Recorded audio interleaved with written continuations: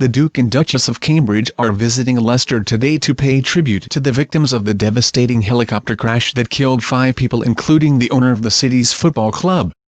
Prince William and wife Kate said they wanted to recognise the warmth and compassion the people of Leicester have shown since the accident almost a month ago to the day. Leicester City owner Vikai Srivadanaprabha, 60, was killed when the aircraft plunged to the ground shortly after taking off from the pitch at the King Power Stadium.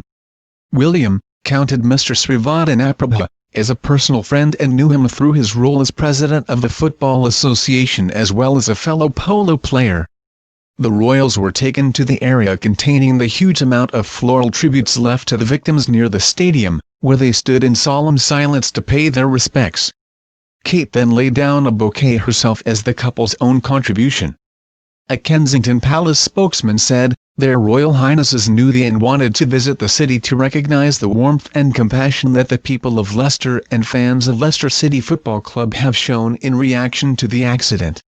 William and Kate began their day by visiting the tribute site near the stadium to pay their respects to those killed in the accident.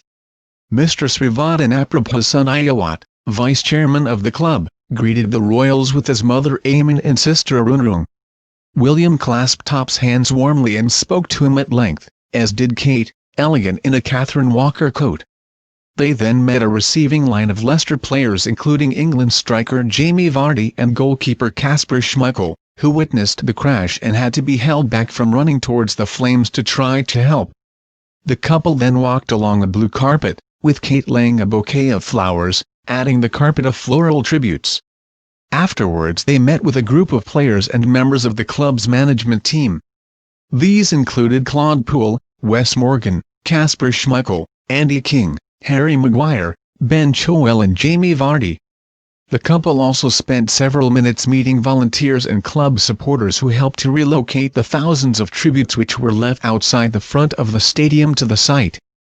The Duchess laid an arrangement of white flowers wrapped in blue, reflecting the club's colours, with a wreath card reading, "To Vikai and all those who died in this terrible tragedy, you will be sorely missed. Our sincere condolences to the city of Leicester." It was signed William and Catherine.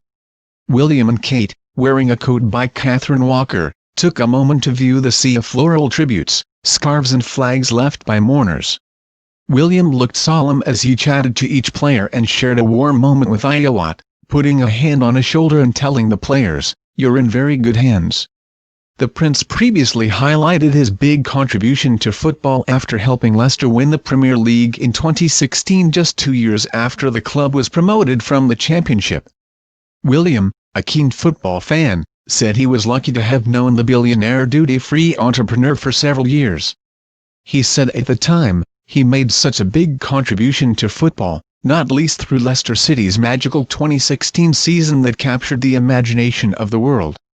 Later, the couple will visit the University of Leicester to hear about some of the educational programs Leicester City has helped to support. This includes a £1 million donation made by Mr. Srivadanaprabha to the university in May 2018, which will be used to help fund medical research and training through the creation of a professorship in child health.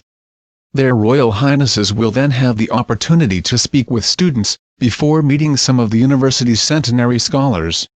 The Centenary Scholar Program has been created as the university prepares to celebrate 100 years since a fund was established by Dr. Astley Clark for its foundation. It was created as a living memorial to those who fought and made sacrifices in the First World War. Investigators are still trying to determine why the aircraft plunged 430 feet to the ground just moments after taking off from the pitch on October 27.